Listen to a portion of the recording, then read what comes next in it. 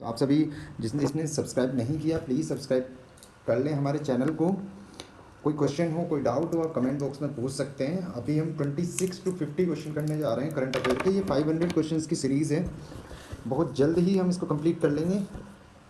तो चलिए शुरू करते हैं यहाँ से। तो नंबर 26 क्वेश्चन है हमारा, सुभाष चंद्र बोस आपदा प्रबंधन पुरस्कार। ये सुभाष चंद्र बोस जो आपदा प्रबंधन पुरस्कार हेतु किसको चुना गया है? इसमें उड़ीसा राज्य आपदा प्रबंधन को भी चुना गया है, क्योंकि आपदा प्रबंधन में उड़ीसा ने बहुत अच्छा काम किया है। और लुंगलेई फायर स्टेशन मिजोरम का है, उसने भी। तो ये दो क्वेश्चन याद रखना, एक तो उड़ीसा राज्य आपदा प्रबंधन प्राधिकरण, दूसरा Lunglei fire station Mizoram. Next question है, हिमाचल प्रदेश राज्य को किस वर्ष तक देश का पहला हरित राज्य है? ध्यान रखिएगा, हिमाचल प्रदेश की बात कर रहे हैं पहला हरित राज्य बनाने के लिए। ये है जो टाइमलाइन दी है 2025 तक। जल्दी से आइए, अब हम क्वेश्चन पे चल रहे हैं। Question number 28। जल्दी जल्दी, जो बच्चे अभी तक जुड़े नहीं हैं वो जल्दी से आ जाइए। अब हम बात करेंगे अंतर्राष्ट्रीय शिक्षा दिवस की। अंतर्राष्ट्रीय शिक्षा दिवस कब होता है?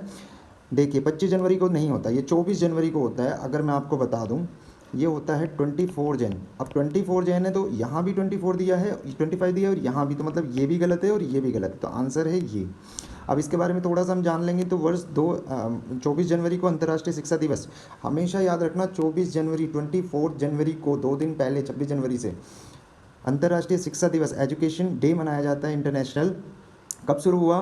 पहली बार ये 3 दिसंबर 2018 को यूएन महासभा ने प्रत्येक वर्ष 24 जनवरी को मनाने का फैसला लिया। पहली बार इसको मनाया गया था 24 जनवरी 2019 को। 18 में फैसला लिया था और 2019 से स्टार्ट हो गया, क्योंकि 3 दिसंबर को फैसला लिया जाएगा तो नेक्स्ट ईयर से स्टार्ट होगा ना। यूनेस्को द्वारा अंतर्राष्ट्रीय शिक्षा दिवस 2023 में मनाए जाने वाला 5वां संस्करण है, जिसमें अफगानिस्तान की बालिकाओं और महिलाओं को यह समर्पित किया गया है। आप सभी को पता है अफगानिस्तान की कंडीशन क्या है। तो वहाँ पे जो बालिकाएं हैं, महिलाएं हैं, उनकी एजुकेशन, उनके लिए इस डे को समर्पित किया गया है। यूनेस्को ने इसकी थीम क्या घोषित किया? थीम पे बहुत सारे क्वेश्चन आते हैं। To invest in people, priorities education.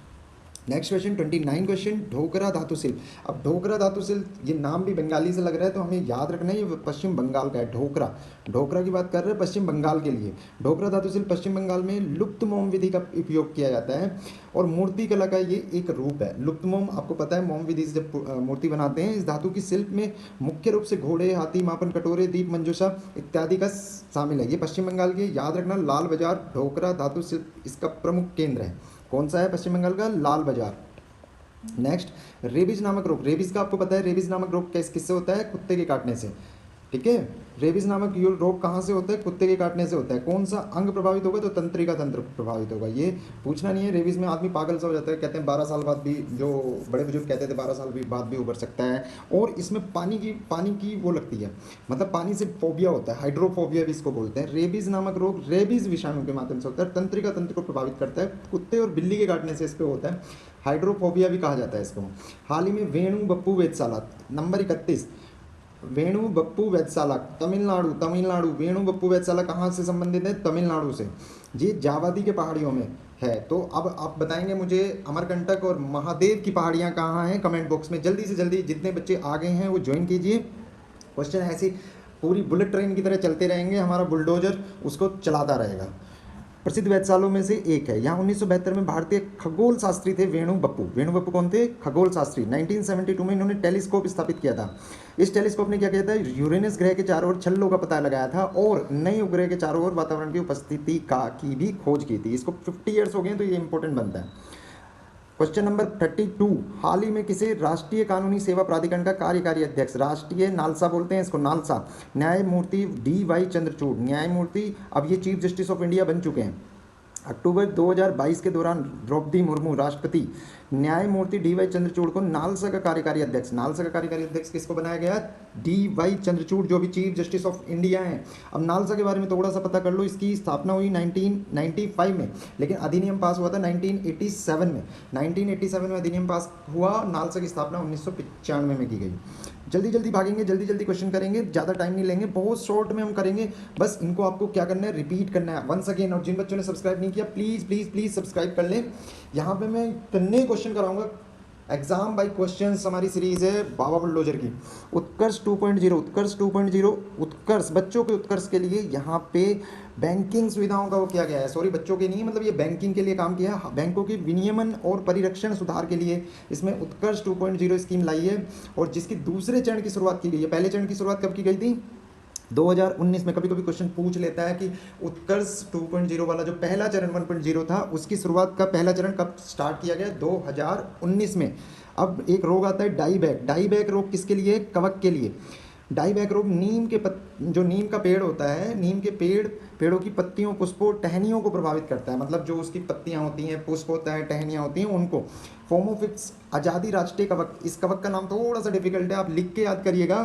फोमोप्सी आज़ादी राष्ट्रीय कवक, ठीक है। तो ये इसकी पहचान कहाँ हुई है? तेलंगाना के डाईबैक रोग के की गई है। मतलब तेलंगाना में इसका सबसे जो पहचान की गई है तेलंगाना स्टेट में। ये क्वेश्चन इंपॉर्टेंट है। डेक्सा टेस्ट, डेक्सा हमेशा याद रखिए अस्थियों, मतलब बोन टेस्टिंग के लिए इसका टेस्ट किया जाता है। डेक्सा टेस्ट मतलब हड्डियों के लिए, जो बोन है आपकी, बोन्स के लिए चेक किया जाता है। डेक्सा टेस्ट इंसान की अस्थियों में खनिज की सामग्री, मतलब जो खनिज सामग्री है उसकी मात्रा है कि कितनी खनिज सामग्री आपकी हड्डियों में बची है या कितनी है, उसका टेस्ट करने के लिए डेक्सा टेस्ट किया जाता है।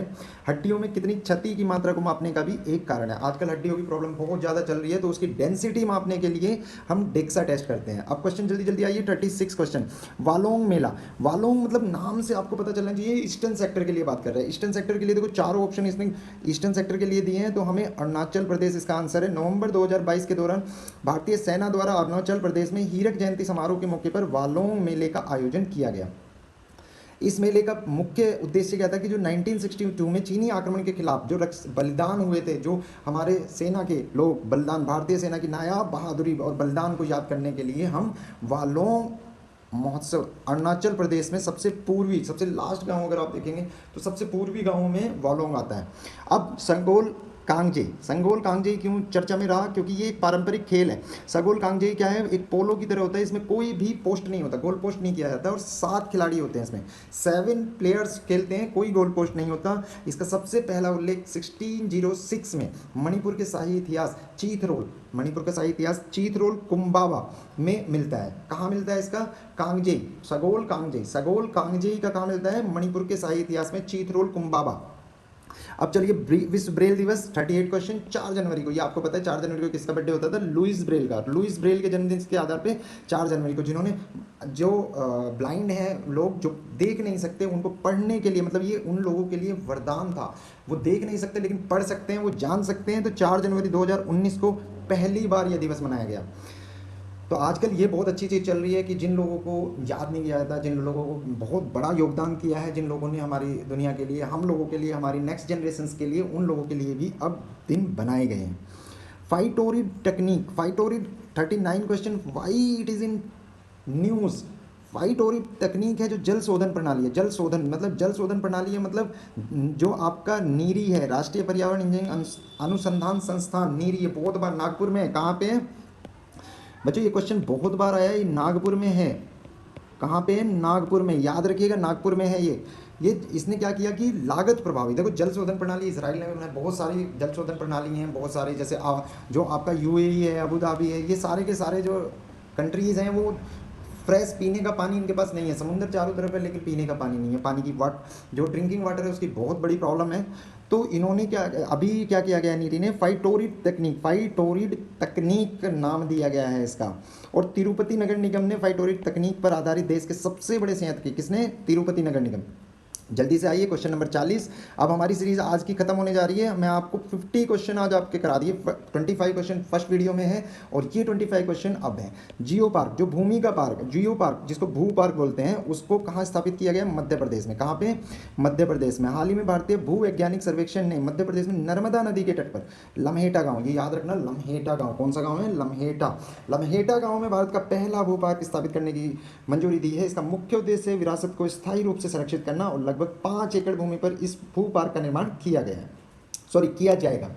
हाल ही में चर्चा में 41 क्वेश्चन आ गया है सेला मकाक, मकाक सेला, सेला मकाक, मकाक आपको पता होना चाहिए बंदर की प्रजाति है, इसमें मछली नहीं होगी, सांप नहीं होगा, मेंढक नहीं होगा, ये बंदर की प्रजाति है। मकाक प्रजाति जो है ये कहाँ पे, कोलकाता विश्वविद्यालय के वैज्ञानिकों ने अरुणाचल प्रदेश में खोजी गई है। कहाँ पे खोजी है, ये रिसर्च चलते रहते हैं, नई प्रजातियां आती रहती हैं। तो यहाँ पे किस प्रजाति को खोजा गया है, मेकाक प्रजाति, मेकाक सेला मकाक बंदर की प्रजाति अरुणाचल प्रदेश में खोजी गई है। किसके द्वारा, कोलकाता विश्वविद्यालय के वैज्ञानिकों के द्वारा।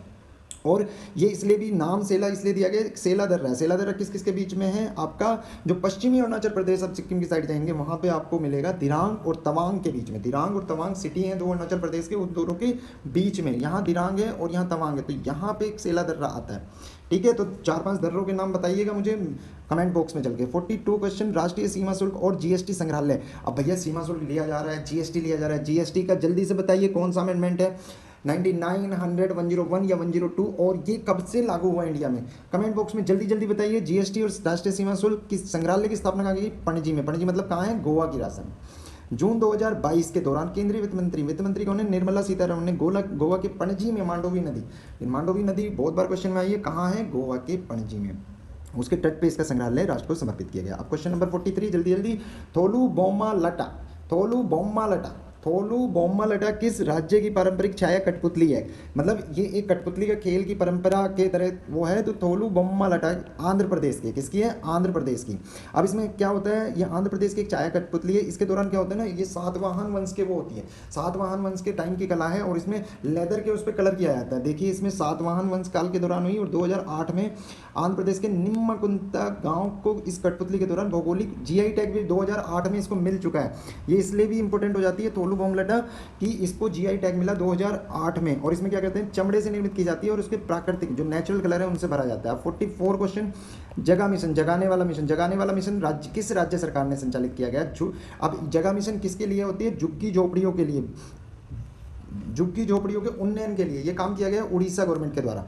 उड़ीसा गवर्नमेंट ने जगह मिशन चालू किया है झुग्गी उन्नयन कार्यक्रम के नाम से, इसमें जीवन को सशक्त बनाना, और उड़ीसा को वर्ष 2023 में इसके लिए विश्व पर्यावरण मतलब हैबिटेट पुरस्कार भी मिला। ये इंपॉर्टेंट है, 2023 में किसको मिला, उड़ीसा को, किस लिए मिला, थोड़ा सा पानी पीना भी जरूरी होता है बीच बीच में, क्योंकि इतनी देर से बोलते रहते हैं तो गला थक जाता है। 2023 में संयुक्त राष्ट्र विश्व पर्यावरण पुरस्कार मिला है, किसको मिला, उड़ीसा को। क्यों मिला, जगह मिशन के लिए। जगह मिशन है किस लिए, झुग्गी झोपड़ियों के उन्नयन के लिए। ठीक है, तो यहाँ पे क्या किया, पिछले 5 सालों में 1,75,000 परिवारों को पट्टा दिया गया। अब एक 45 question, aboard of the unicorn. Unicorn कौन होते हैं, यूनिकॉर्न गैंडे होते हैं, गैंडे गैंडे मिलते हैं, तो एक स्मारक बनाया गया है इसमें, क्योंकि इनका शिकार बहुत ज़्यादा हो रहा है, इनलीगल्स जो इसका शिकार किया जा रहा है। असम सरकार द्वारा काजीरंगा उद्यान में एक सींग वाला गैंडा मिलता है, इसके लिए ये फेमस है। काजीरंगा राष्ट्रीय उद्यान कहाँ पे है, असम सरकार में। एडोब ऑफ द यूनिकॉर्न, गैंडे की 3 मूर्तियाँ हैं इस स्मारक में, 3 मूर्तियाँ हैं, जिसमें एक वयस्क नर रखा गया है, एक वयस्क मादा रखी गई है, और एक गैंडा जो बच्चा है गैंडे का वो रखा गया है, मतलब पूरी पूरी फैमिली। अब जल्दी से क्वेश्चन पे आइए 46 नंबर पे। अब 46 क्वेश्चन पे हम बात करेंगे सबसे ऊंचाई पर मतदान केंद्र, सबसे ऊंचाई पर मतदान केंद्र कौन सा है, तासीगंग करके। तासीगंग कहाँ है, हिमाचल प्रदेश में।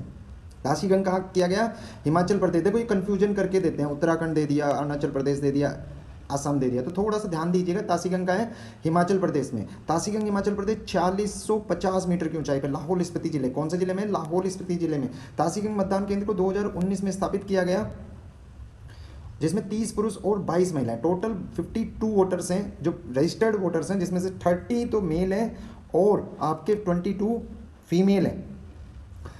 2022 में मंडी लोकसभा उपचुनाव में इस मतदान केंद्र पे 100%, ये क्यों इंपॉर्टेंट हो जा रहा है, क्योंकि इसमें 100% पे 100%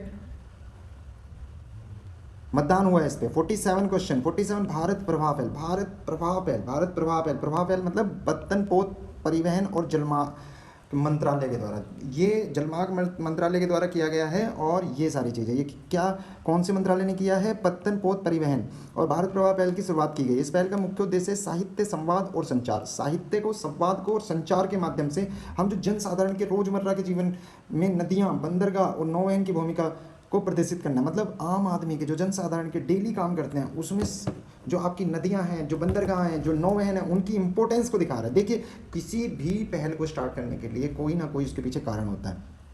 अब 48 क्वेश्चन, प्लम, होक प्लम क्या है? होक प्लम है एक तरह का फ्रूट है, एक तरह का फ्रूट। क्यों चर्चा में रहा? क्योंकि ये कच्चे आम की तरह दिखने वाला है, दिखता तो ये कच्चे आम की तरह और बहुत ही ज़्यादा खट्टा है। हिंदी में इसको अंबर भी बोलते हैं और अमरा, अंबर या अमरा, अंबर आम का ही एक वो रूप है, इसलिए इसको नाम दिया गया अंबर या अमरा। इस फल में पोषक तत्वों का एक महत्वपूर्ण रिसोर्स मिला है, जिसमें औषधीय गुण भी हम कहते हैं। और क्या क्या मिलता है इसमें? एस्कार्बिक एसिड मिलता है, मैलिक एसिड मिलता है, कैल्शियम जो हड्डियों को करता है, फॉस्फोरस मिलता है और आपके डाइजेशन सिस्टम में ये हेल्प करता है। अब एक क्वेश्चन दो क्वेश्चन दूर हैं हम। इन्फेंट्री म्यूजियम का उद्घाटन क्या किया गया? अब इन्फेंट्री म्यूजियम का उद्घाटन की बात करेंगे तो ये मध्य प्रदेश में किया गया। क्या कहाँ किया गया? इन्फेंट्री म्यूजियम मध्य प्रदेश में। 16 दिसंबर 2022 को मऊ जिला है मध्य प्रदेश का, वहाँ पे इन्फेंट्री म्यूजियम किया गया। और इसकी ब्यूटी क्या है कि इन्होंने 1747 से लेकर 2020 तक इन्फेंट्री कोर के इतिहास को प्रदर्शित किया। जो इन्फेंट्री आपकी आर्मी में जो इन्फेंट्री काम करती है, बहुत ज़्यादा हार्ड लाइफ जीते हैं वो, बहुत मेहनत करके उनकी जान का जोखिम, तो हम उनको हमेशा के लिए हमेशा सल्यूट करते हैं। तो यहाँ पे और इसकी ब्यूटी क्या है कि इन्होंने प्लासी का जो 1757 में जून में स्टार्ट हुआ सारागढ़ी का युद्ध जो सितंबर 1897 में हुआ, और बक्सर का युद्ध जो अक्टूबर 1764 में। तो हमें 3 क्वेश्चन और मिल गए। प्लासी कब हुआ? जून 1757, Saragarhi war in September 1897 and Buxar युद्ध अक्टूबर 1764। Last question but not the least, ये सीरीज चलती रहेगी अप टू 500 क्वेश्चन। यहाँ पे मैं 1500 क्वेश्चन कराने जा रहा हूँ बच्चों। जिनको सारे क्वेश्चन करने हैं, मैं 1500 क्वेश्चन की सीरीज ला रहा हूँ। ये क्वेश्चन ही क्वेश्चन चलते रहेंगे डेली, हाफ एन आवर की सीरीज। एक सीरीज मिल सकती है, 2 सीरीज मिलती है, तो कहीं भी जाइएगा मत, बार बार देखिएगा इसको। अब last question but not the least, जिन्होंने सब्सक्राइब नहीं किया प्लीज़ राधे राधे आप सब्सक्राइब कीजिए। चर्चा में ताल छपार अभयारण्य कहाँ है? ताल छापर अभयारण्य कहाँ पे है? राजस्थान में। दिसंबर 2022 के दौरान राजस्थान सरकार ने ताल छापर अभयारण्य को eco sensitive zone, economic environment के लिए जो सेंसिटिव एरिया है उसके आकार को कम करने के प्रस्ताव के लिए विरुद्ध इस अभयारण्य को संरक्षण प्राप्त हुआ है। वो कह रहे थे कि इको सेंसिटिव जोन के कारण इसको आकार को कम कर दिया जाए, लेकिन यहाँ पे इसको संरक्षण प्राप्त हुआ है। यह अभयारण्य भारतीय थार रेगिस्तान की सीमा पर है। कहाँ पे है? बहुत बड़ा रेगिस्तान है, थार रेगिस्तान आपको पता होगा, जो कच्छ थार। ये इस अभयारण्य में सबसे सुंदर एंटीलोप, जो ब्लैक बक बोलते हैं ना, एंटीलोप, एक विशिष्ट आश्रय यहाँ हैबिटेट है उसका। 1966 में अभयारण्य का इसको दर्जा दिया गया था, अभी इसको संरक्षण दिया गया है। तो नॉट अगेन मैं एक चीज़ कहना चाह रहा हूँ बच्चों, जिन लोगों ने सब्सक्राइब नहीं किया प्लीज़ सब्सक्राइब कीजिए। जो घंटी का बटन है उसको दबा दीजिए प्लीज़। आपको सारे नोटिफिकेशन डेली मैं आपको क्लासेस कराता रहूँगा। राधे।